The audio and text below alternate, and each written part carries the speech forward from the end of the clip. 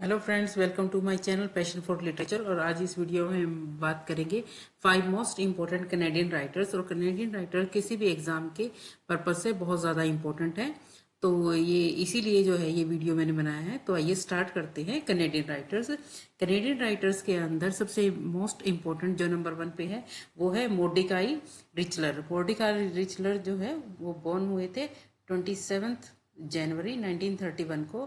कहाँ पे? Montreal, Canada के अंदर इनका जो है जन्म हुआ था।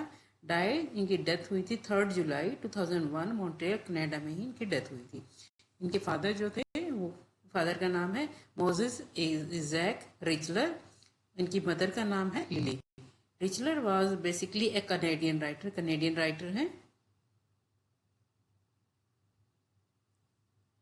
His best non works are, उसके बेस्ट नॉन जो वर्क्स हैं वो है the Apprenticeship of Duddy Kravitz and Barney's Version. ये इनके जो है वेल नोन वर्क्स हैं।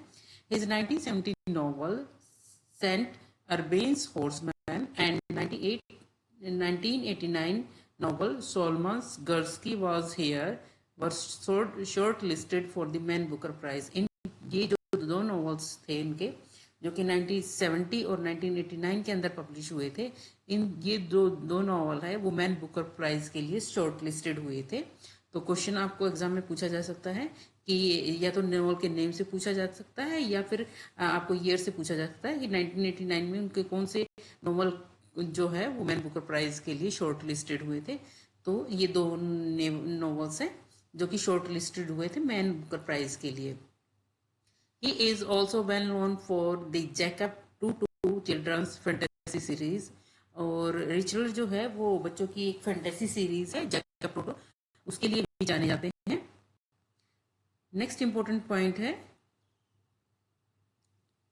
Mordecai wrote journalistic commentary and contributed to the Atlantic Monthly, Look, The New Yorker, The American Spectator and other magazines। ये सारी magazines हैं जिसके अंदर की मॉर्डिकाई ने जो है जर्नलिस्टिक कमेंट्री की थी और कंट्रीब्यूट किया था इन मैगजीन्स के अंदर। तो उनके मैगजीन्स के नाम पूछे जा सकते हैं। तो मैगजीन्स हैं the Atlantic monthly, look, the New Yorker, the American Spectator and other magazines. He was next point है he was a newspaper columnist for the National Post and the Gazette। और वो जो है एक न्यूज़पेपर में जो है वो कॉलम भी राइट करते थे। और कौन कौन से न्यूज़पेपर थे? The National Post and the Gazette. He wrote a monthly book review for Gentleman's Quarterly। और ये एक और मंथली जो बुक थी जिसके लिए रिव्यू किया था।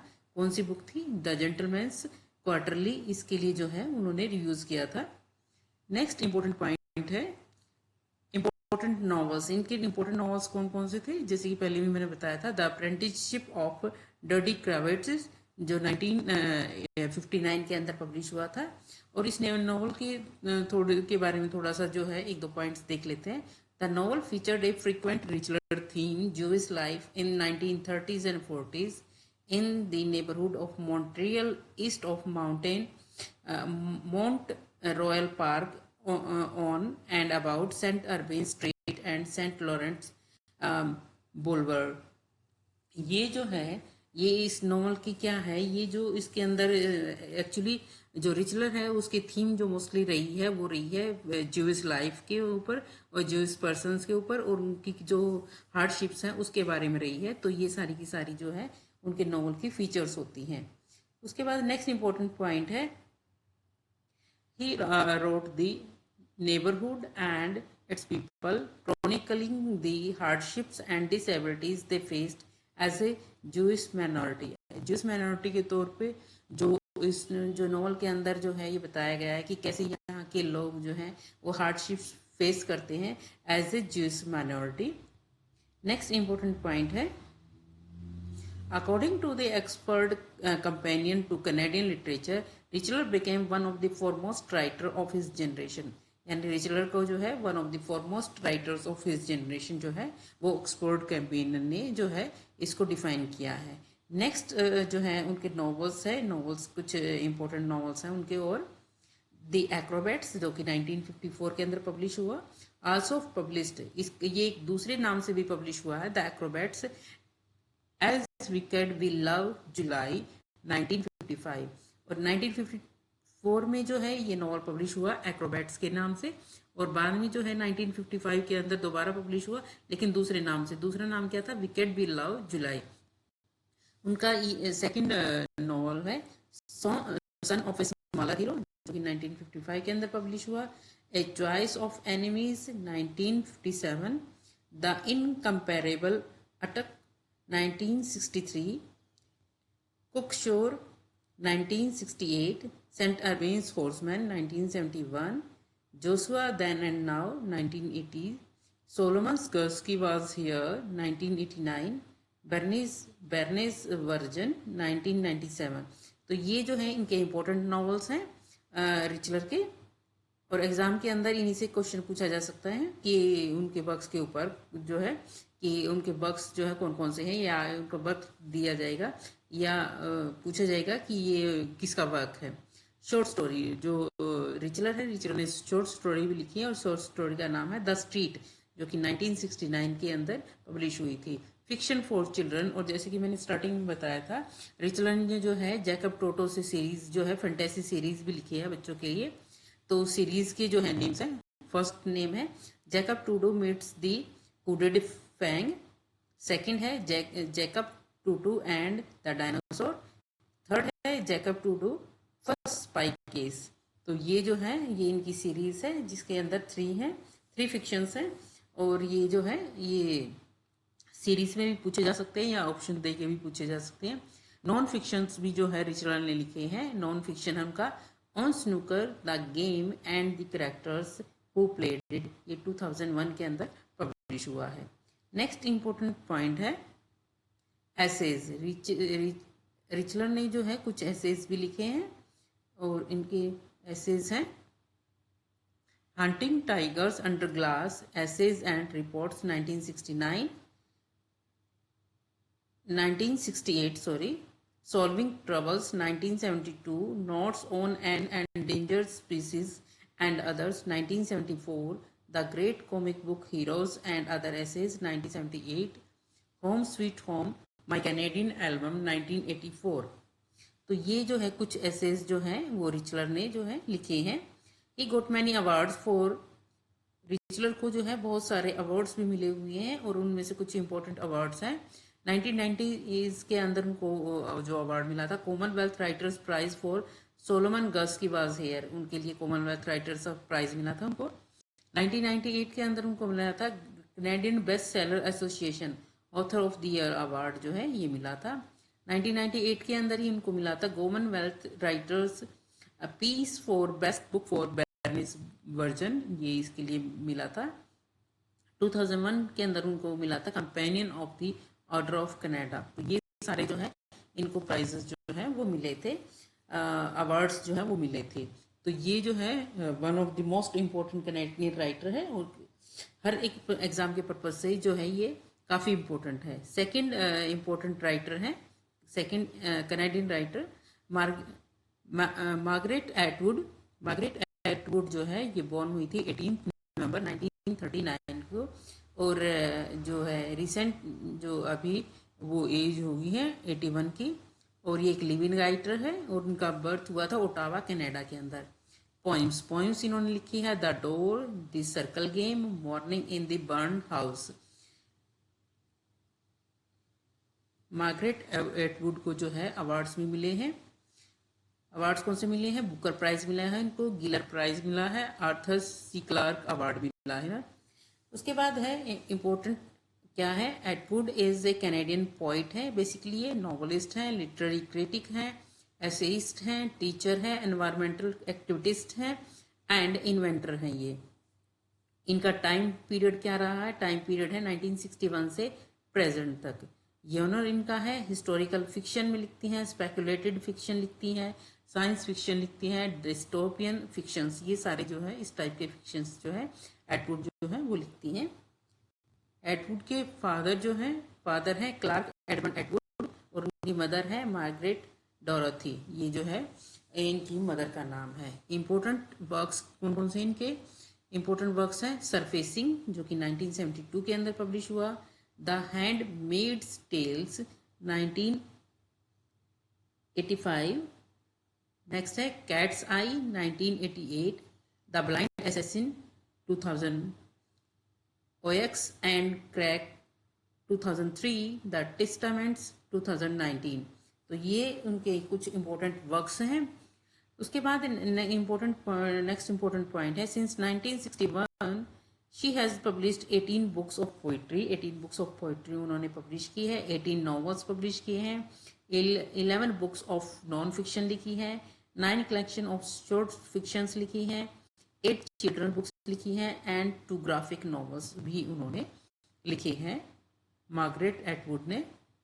नेक्स्ट इम्पोर्टेंट पॉइंट है थीम। उनकी जो है थीम क्या रहती है मार्गरेट एटवुड की, तो उनकी थीम होती है gender and identity, religion and myth, the power of language, climate change and power politics. ये कुछ उनकी इंपॉर्टेंट थीम रहती है एटवुड की।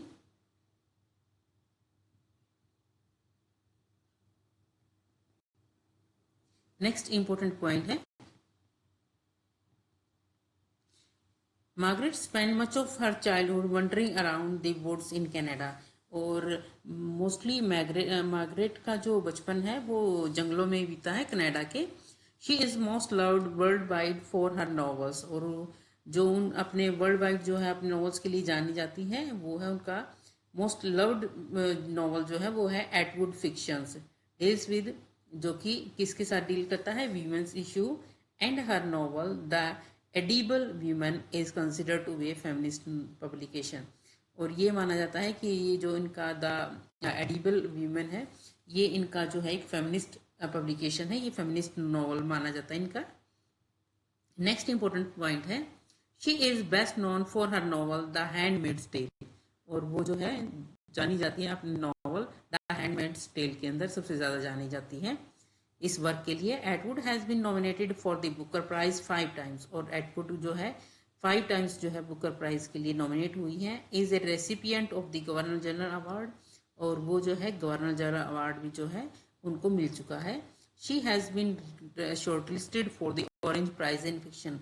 और फिक्शन के अंदर जो ऑरेंज प्राइज मिला है उसके लिए भी वो शॉर्टलिस्टेड हो चुकी है। कौन? Margaret Atwood. तो मार्गरेट एटवुड जो है वो second most important Canadian writer हैं। नंबर 3 पे है Alice Munro.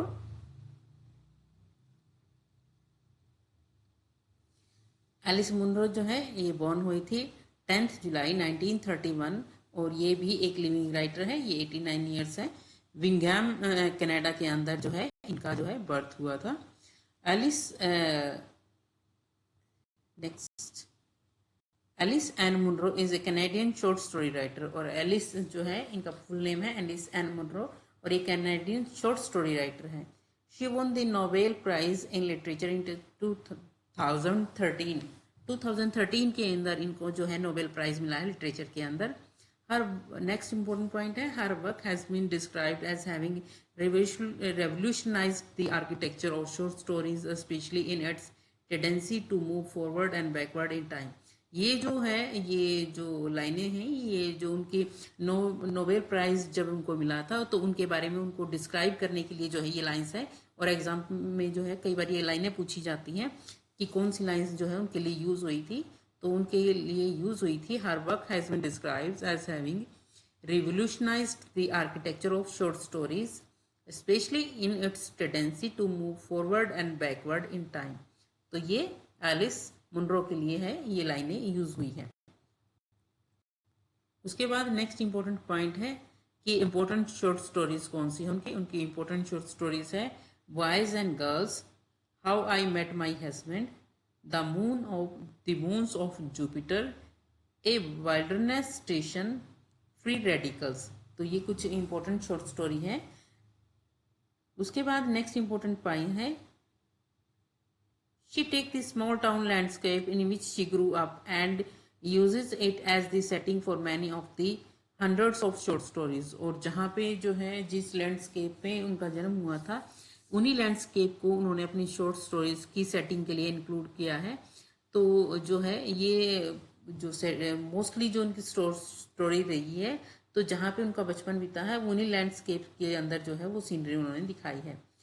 Next important point is, so far that career has spanned 65 years and numerous original collections. और उनकी जो year है वो 65 years हो गए हैं उनको इसी कैरियर में.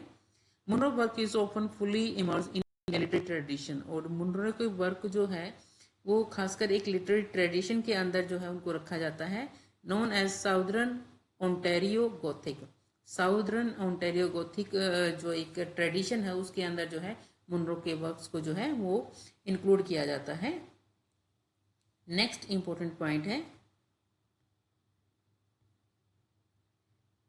इन this literary tradition focus is on the people and tradition of the particular region. और इसके अंदर क्या होता है, इस ट्रेडिशन के अंदर फोकस होता है किसी एक पर्टिकुलर रीजन के जो है लोगों के बारे में और उनके ट्रेडिशन के बारे में जो है ये होता है. Because of this tradition she is often compare to William Faulkner. और ये क्वेश्चन पूछा जा सकता है कि एलिस मुनरो की जो है कंपैरिजन जो है वो किसके साथ की जाती है, तो विलियम फोकनर के साथ जो है उनकी कंपैरिजन की जाती है. Munro has won governor general's award 3 times. और मुनरो ने जो है गवर्नर जनरल्स अवार्ड जो है वो 3 times जो है वो जीता है. Her first collection of stories Dance of the Happy Shades. उसकी जो फर्स्ट कलेक्शन ऑफ स्टोरीज है उसका नाम है Dance of the Happy Shades. उसके बाद नेक्स्ट इंपॉर्टेंट पॉइंट है,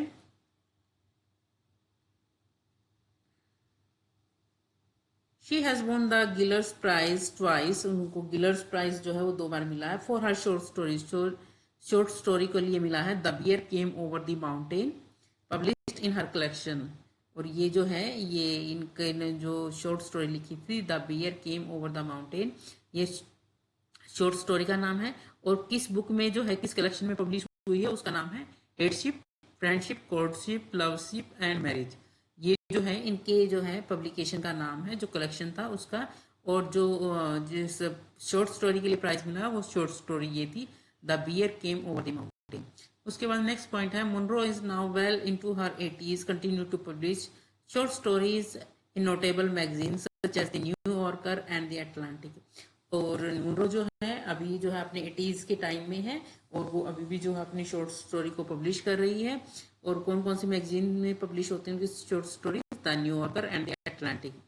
she was the first Canadian to receive the Nobel prize. और एलिस मुनरो जो है पहली कैनेडियन राइटर है जिनको कि नोबेल प्राइज मिला हुआ है. उसके बाद नंबर 4 पे है इंपोर्टेंट कैनेडियन राइटर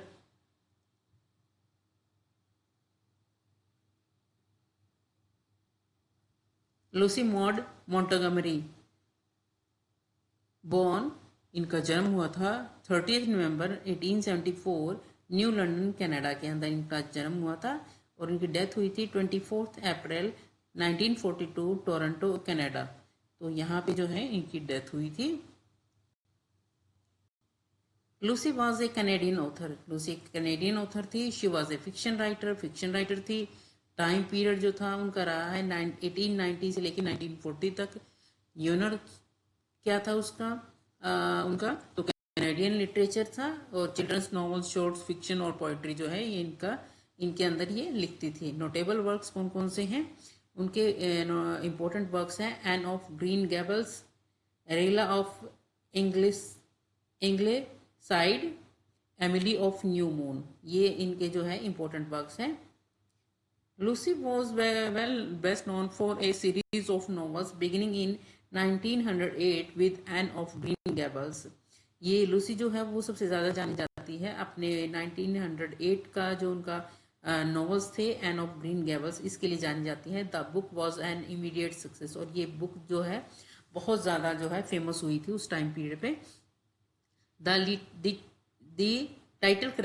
टाइटल जो मेन करेक्टर है इस स्टोरी के अंदर, नोवेल के अंदर, वो है एक ऑर्फन एन श्रीले. एक अनाथ लड़की है Anne Shirley. Made Lucy famous in her lifetime. और उसी से जो है लूसी फेमस हो गई, ये जो थी.